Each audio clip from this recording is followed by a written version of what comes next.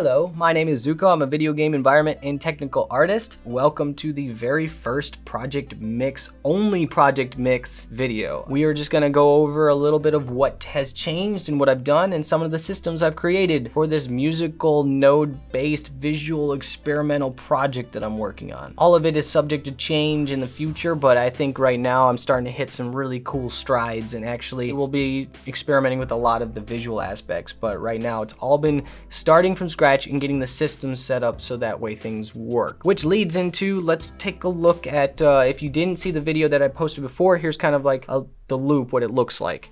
So we start off with the strings.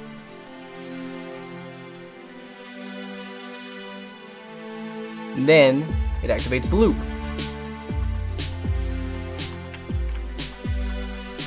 So you can see there's a string loop, a bass loop, which are these pink notes, and then there are the kick drums, snares, and hi-hats. So it's 5 elements so far in this scene, and they're all playing together and all synchronized. I won't dive too deep into like the actual blueprint workings of things, unless somebody is interested and wants to see more in depth of how I did stuff. If you are, please let me know in the comments below. But I will get started, and I'm just gonna go through what I actually did. And the very first thing I did was set up the bass node and the bass link class. And both of these classes are based off the sound player base. A sound player is the base parent of everything.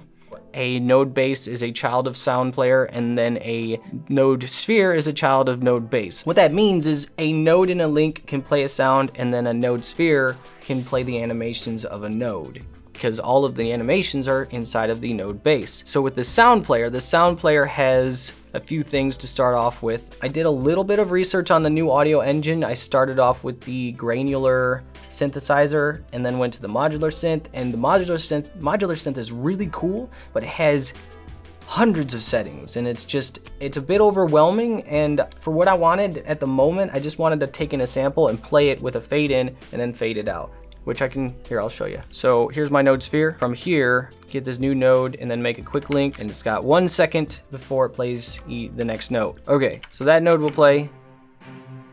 So the sound that it's using is actually from a data table at the moment. So the data table has all of these sound settings that I have for every single sample that I've set up. I recorded 4 full octaves for the strings, the bass, and the kick, snare, and hat all use 2 octaves. It's able to take in samples with different octave settings. I just have to set that up with a min and max octave when I set up the settings. But I do have to set a certain attack time and a release time. So these are like super quick strings that I have first, and the note length of them are 2 seconds. And during that 2 seconds, there is a 1.5 second point of where the sound is, and then another 1/2 second of release. So what I did is I set up a attack time of 0.1, so it hits really fast. Right when I play the note, it only takes 0.1 second to fade fully in, sustain for 1 second, and then release at 1/2 second. Those terms are just coming from the audio production terms of an envelope. I'm using the same terminology, but I'm changing up a little bit of how the envelope is treated. Trying to keep things as simple as I can keep them, but still expandable and able to process notes differently. So that means that I can actually change the time of this note. If I wanted to, I can make these strings only last a 1/2 second. So this one's gonna last 2 seconds, and this one will last a 1/2 second. The first one's super quick. The other one lasts a lot longer. So the other part that this node has, you can see, is this piano visualizer on the top. So I can change the note of it, and it'll actually tell me that this is a D and that's a C. And I can actually change the octave as well, according to its min-max octave. So if I wanted to, I could play the highest possible note. And all that is based off the presets. So if I wanted to, I could change over to the, let's say, actual strings and not the quick strings. So if I wanted my legato strings, I could bring that in, update my sound presets. My sound settings automatically update to whatever they are in the data table. So from here, I can change the length to like 6. And now this note, I'll change the time on this to like, I think, actually no, I can only do 4. Let's change this note to 4 seconds. So that way, we got some time. But you'll hear that it's a much longer sound. Yeah, so that's all that is I can change the sound settings that way. So that's how I changed to a kick drum, a snare drum, and a hi-hat. It's starting to actually be a little bit more convenient, and you can see it's not that slow. It's got its moments where it's a bit cumbersome, but it's not entirely slow. That's a good thing, because as we start getting more complex, typically things get a lot slower to start and changing and handling things. But I did also get the nice fancy ability to make a new node and then quickly link up things. The other thing that this can do is when I make a node, the quick link just goes based off the closest node. So if I work with that, I can just move this close, make a quick link, call it a day, move it over. Or if I really wanted to be specific and I wanted the node in the one spot, I can say, hey, what's my quick link looking for?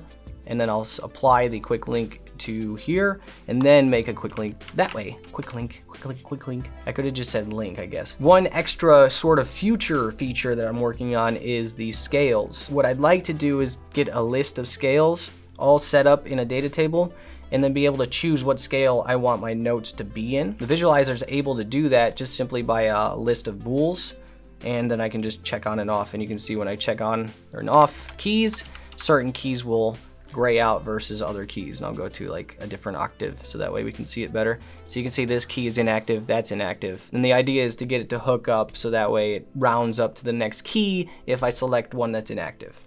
So making the animation for that sphere to animate in, like it did, you can see it animates in, it does like a little effect, and then it'll animate out. The base class for the node handles that with timelines. So because the sound player has an attack timeline, a sustain timeline, and a release timeline. So it plays a timeline for the attack, then sustain, and then the release. And during that play, it'll tell these events to have information passed along to them. So it also comes pre-built in with curves that you can change, so that way I can change how the 0 to 1 values are treated based off the curves without going back into the timeline's curve editor and changing that. Overall, timelines are actually cheaper than using tick, so it's a balance. If you got a lot of things animating, things will start getting expensive real quick, but other than that, this is kind of the method that I chose to go with right now because I want the animation to be smooth and I want it to be easy to handle, and that's pretty much what the timeline gives me. It gives me a finished event and I can just roll on to the next thing. The nice thing about that, since that's all handled in the base class, when it comes to animating the sphere in its class, the animation is actually quite simple. All it is just taking these event for event sound attack progress. I get the curve value and then I alert between the two colors for that,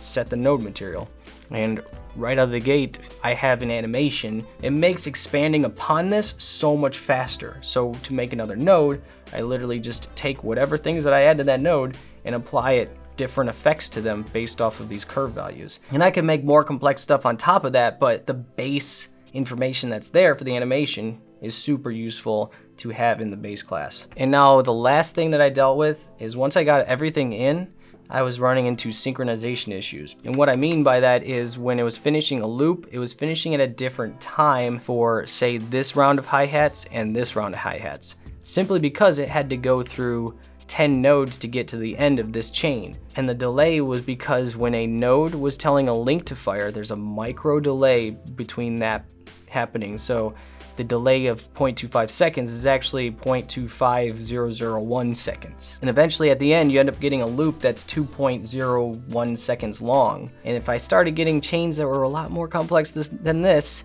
then yeah, things would be really bad. And the way that I chose to solve the synchronization issue was to make a master actor that's handling all of the events, which thankfully my links have the ability to know that in 2 seconds it wants to fire off the next event. It wants to fire off this node. What I did was I said, okay, instead of firing off this node, I want you to talk to a sequence master actor and say, hey, is it okay if I fire off in 2 seconds? And if so, can you do it on time, please? So the sequence master gets that message and it says, okay, we will make sure it's on time instead of 0.001 second off, because we're just running our own thing and it'll be roughly 2 seconds that it'll fire off the next thing. You can see this happening, and the way this works. Right now I have it set to 0.125 seconds is every step. So every time 125 seconds hits, it runs through its array of cues and then depletes time slowly on it, and I'll show you. So right now we have 5 cues and you can see all of them draining. And once it hits 0, it will fire off that node. And to prove that this system is working, I can change the step amount to whatever I want. So right now I've set it to 1. So that means that these nodes will only fire on 1 second intervals. So let's see what happens. Okay, the strings are gonna be the same because they're still on. You'll see what I mean. Right now. It's funny, but that proves that the system's working the way I intend it to work. Moving on from here, I'd like to get some sort of way to visualize how a loop looks in a layout, I guess, as an editor, because right now if I wanted to change how if I wanted to change one of these hi-hats positionings, it's pretty annoying because I have to say this happens at 0.125, this happens at 0.375, and this one happens at 0.25. I want to be able to just kind of almost take the loop and visualize it as a normal sequence of notes and maybe move them around or something. Or have a way to make it smarter and say a loop is only this long, so if I change a value, it needs to change like the previous note's value or something. I'll have to experiment a little bit with it, but that's something that I want to dive into next, along with maybe a cooler looking animated node, because I'm kind of itching at this point to make something really cool looking. So that's what I'm going to be working on next. So yeah, thank you for watching. Hit me up in the comments if you have any questions, you want to see more stuff on different areas, have specific ideas on ways to make this cooler, or what things that I did terrible that I should have done better. Just tell me all the things in the comments. I will respond, and have a great day, and I'll see you in the next one. Bye.